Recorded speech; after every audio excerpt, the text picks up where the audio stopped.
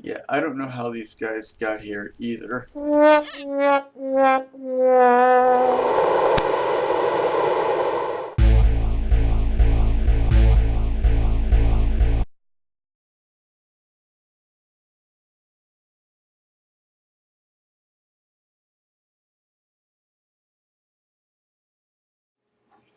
Greetings, YouTube. Welcome to the Oceanic server for yet another episode of Tales of Iskallia. Yeah, I think somebody pranked me with these pandas. If you feed them, they turn aggressive for some reason, so until you attack them, so I'm just gonna leave these guys alone for now. Okay, quick note. I did some research on the Minecraft wiki after recording this episode, and it turns out that not only can pandas spawn on grass in any jungle biome, not just bamboo jungles, they'll also turn aggressive if you feed two pandas that are within close proximity to each other without a sufficient quantity of bamboo blocks being nearby. So they'll attack you instead of, making babies. So anyways, on with the rest of the episode. I don't know what's up with them. I think it was a prank, but you know what? That prank's gonna be added to the menagerie I plan on building in this town to go with the the cats that I have and this tamed ocelot here, and I'm hoping to get another tamed ocelot and start a turtle breeding program. Like build a shelter for them and everything, so I can hatch their eggs and stuff and get turtle shells. But as you can see, I've got some work done on the palace, and the objective of this episode is to finish building this here palace. First step is to make this side of the palace look like, hang on, let me get inside here, look like this side. As you can see, this is pretty nice and organized, and I've cleaned up all the random chests and stuff there on this side. Yeah, I know, shulker boxes still all over the place, but they're probably going to stay there, at least until I get this palace finished. I'm not sure what I'm going to do with them all eventually. Hopefully empty them out. But yeah, I see, got plenty of housing available inside the palace. And the reason I'm using the blue beds is because blue is kind of like a symbol of Mayan royalty. Although they did like to paint their buildings red, based on, like, archaeological evidence stuff. So that's why I'm going with the blue beds for everybody who lives in the palace. However, first, before I do that, is unfortunately this tree, which is one of the original trees that was here, because there's like a small island, like where this cluster of trees are, and another small island here, and the rest of this whole area was like a lake that I filled in to build the town on. So it's kind of sad to cut down one of the original trees, but it's kind of literally in the middle of the road, so I'm gonna get to work on that, and I'll see you guys in a bit. Alright, now that the road's finished, time to work on this here palace.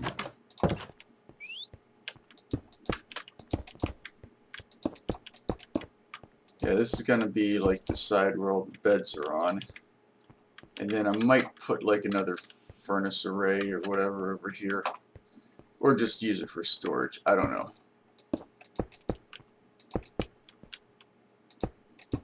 Need to put a door in here.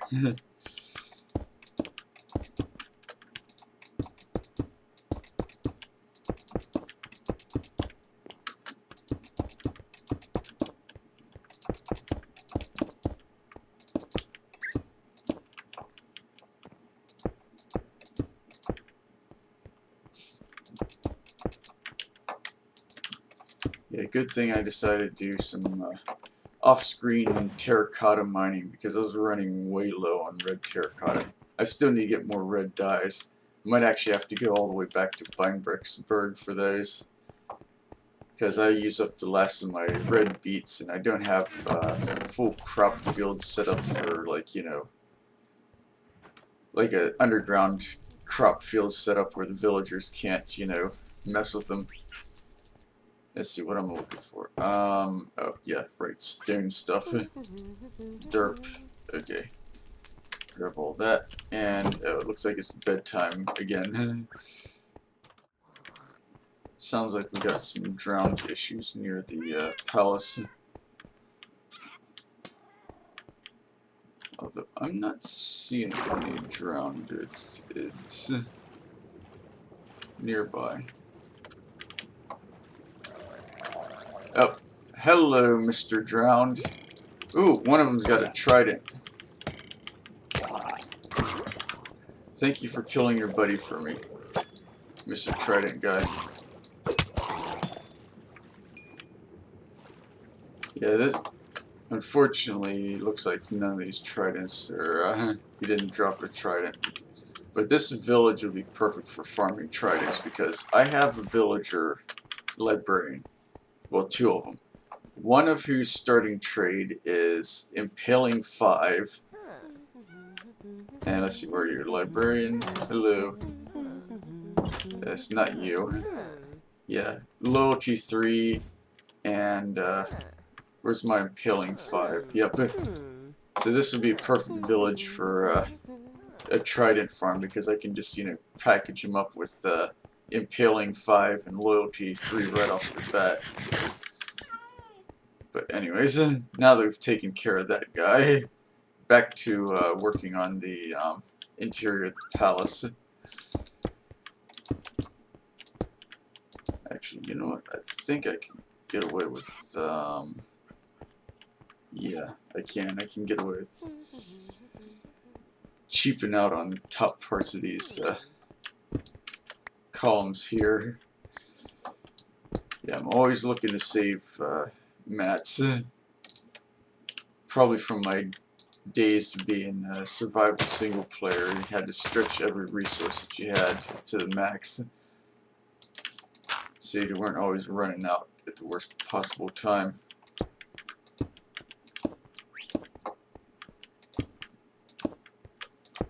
Anyways, I'm gonna finish this bit up here, and I'll see you guys in a bit.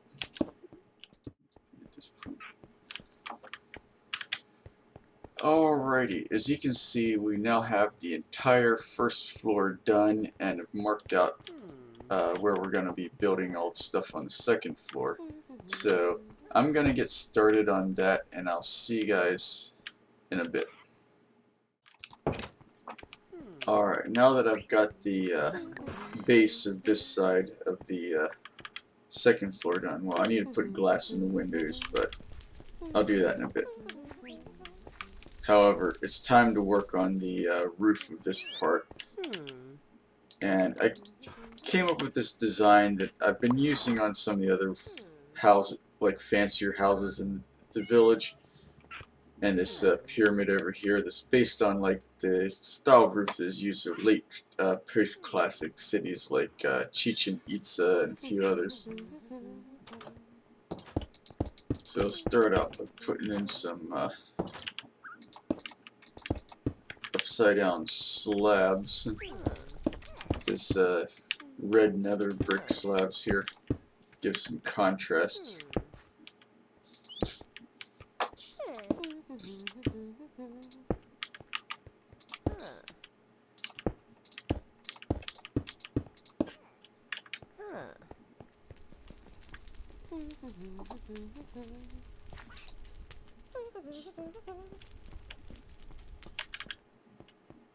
And then you get up to the actual roof part here.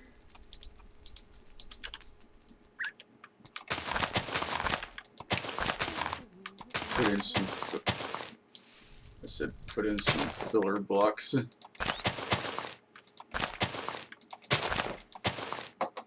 Actually, no, this is not going to be filler blocks because this is actual flat part of the roof. So yeah, filler blocks around here because this is actually going to be covered up by more of these slabs. And then in between, we've got this layer of upside down stone brick stairs. And I'm thinking I might put polished andesite stairs at the corners. No, actually, never mind. I'm not. Yeah, I think I'll do that. Just like on the pyramid there. Put them at the corners and at the center points of these, you know, where the columns are, to break up the pattern a bit. Plus, I think these polished andesites being like a solid thing look better at the corners than, you know, the stone bricks, because they kind of got that wonky looking bit at the corner. Doesn't quite line up right.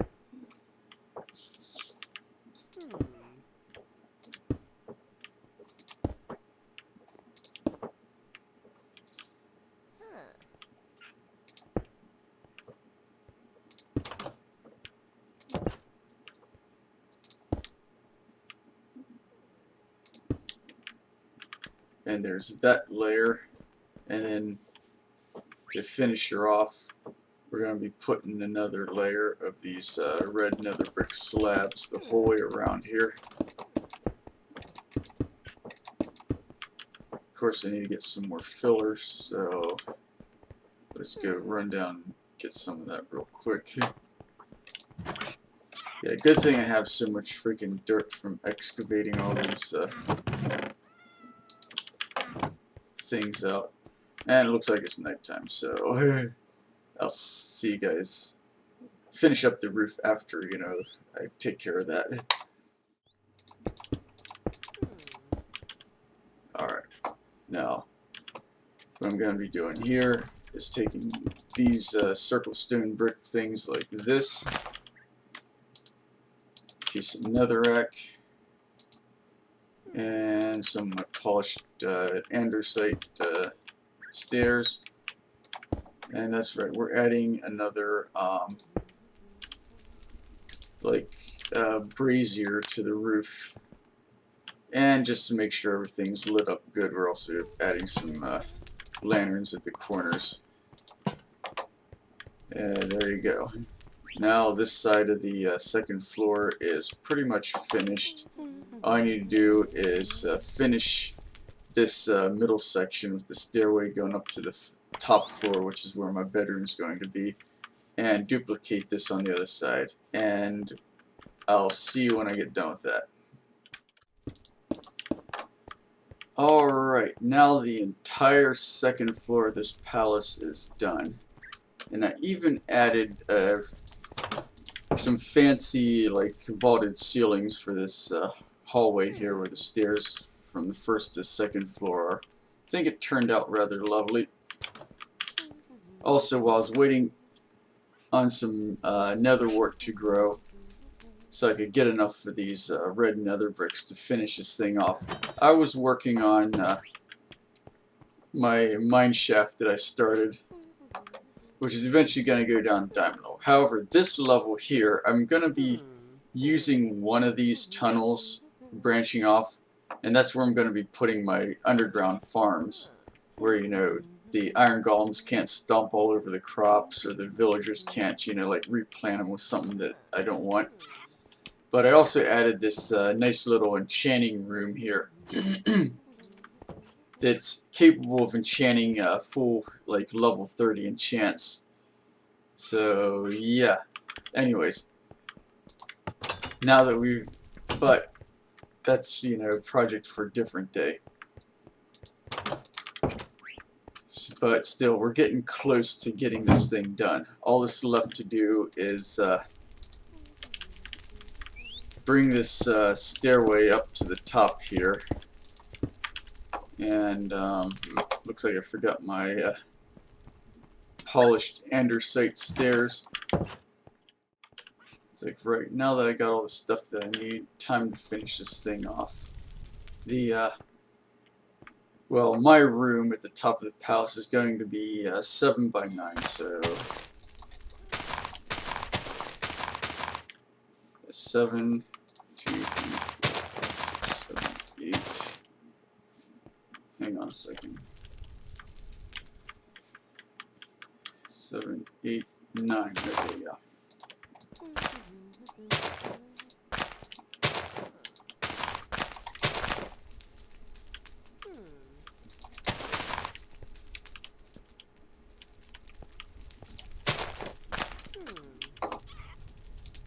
Then of course we need a door jamb. But what I was figuring on doing is, unlike the rather plain roof for the other parts, I was thinking about continuing the pattern from the stairway all the way up to the door. Something like, you know, this right here. And of course I ran out of the stone brick slabs, so let me go grab a few more of those real quick.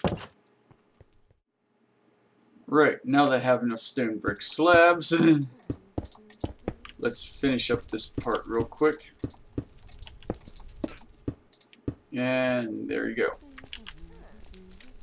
I should just throw down some corner posts here.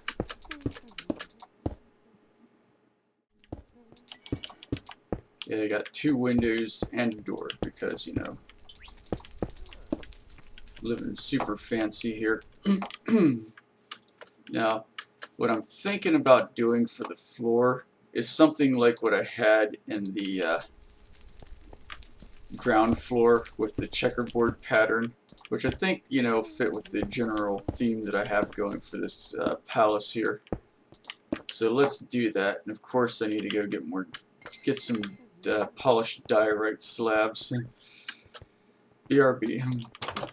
12 seconds later. Right, now that I have the polished diorite slabs, put the floor in like so, and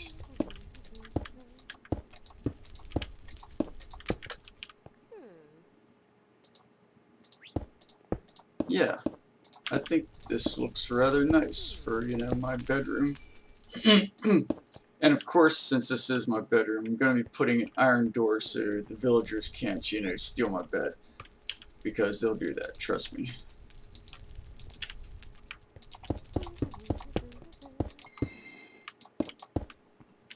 And then I'm going to do this for the, actually, you know what I should have done is, yeah, fix this mistake that I made here. And since I'm up here anyways, might as well finish this finish this top frame off, so that way I save a bit of time later when I'm putting the roof on and all that.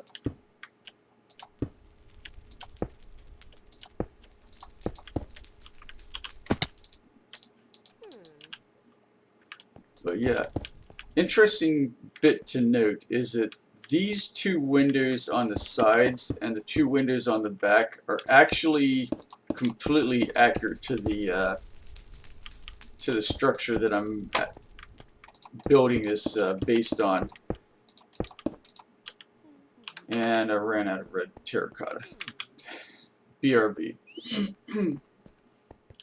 A few moments later. Alright, now that I got enough red terracotta, time to finish this thing up here.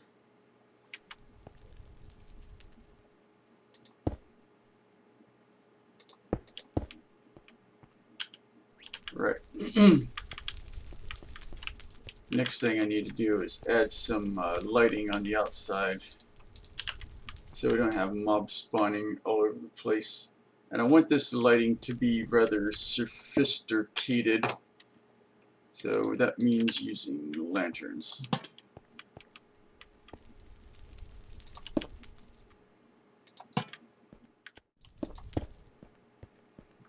Add this here safety railing so nobody falls off. And then add some lighting out front here.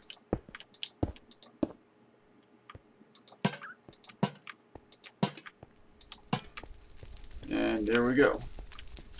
Now what's left to do is add the door and add the roof. And I'll see you guys once I get that done. Alright, doors installed now. And since it's dark out, time to install my bed, since, you know, nobody can swipe it. And because, you know, this is, you know, the Richie Rich Palace, I get the fancy blue bed. Yeah. With, like, one of the most expensive dyes in the game. For now, I think I'm just going to put my bed somewhere. You know, I'll just put it right here. That looks good. Yeah.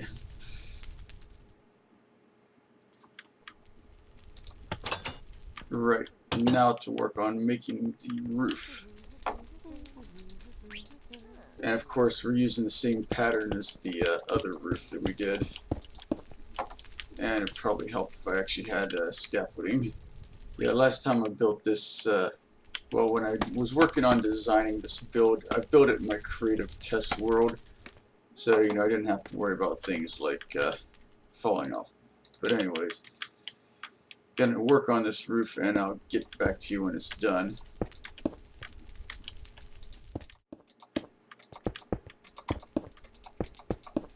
Alright, as you can see, we've got the main part of the roof done. Now, what I'm going to be doing with the roof is a bit different than the floor below. Mainly so I can give like some pretty cool, at least I think is cool, interior structural stuff. So what I'm going to be doing is alternating, no doubt as you can see by the fact that I've replaced some of the dirt fill with some stone blocks. Be alternating these stone blocks with stone slabs. Like so.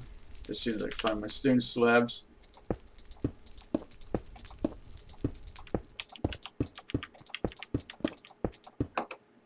And then placing the lanterns at the corner. Now I want to do some braziers like what's at the bottom there. Unfortunately, I forgot to bring up my, what do you call it?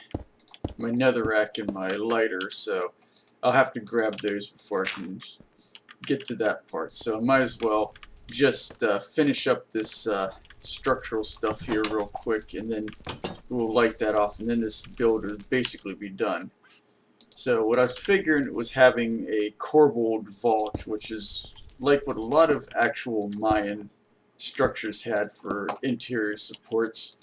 Since they didn't have true arches, they used what they're called corbelled arches, which are almost like a slant shaped what's wrong. Kind of like an inverse ramp where they just add like layers of stone with one extending out further and further till they meet in the middle. And it's not nearly as structurally sound as a proper arch with a keystone, but it worked. So I mean, yeah. So there we go. Oops.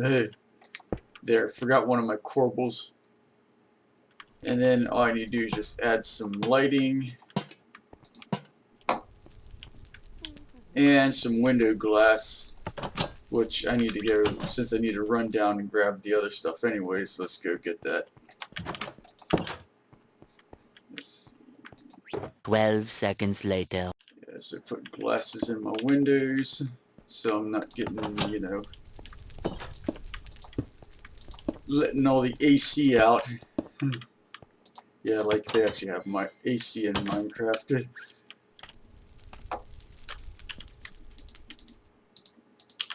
And throw down the netherrack.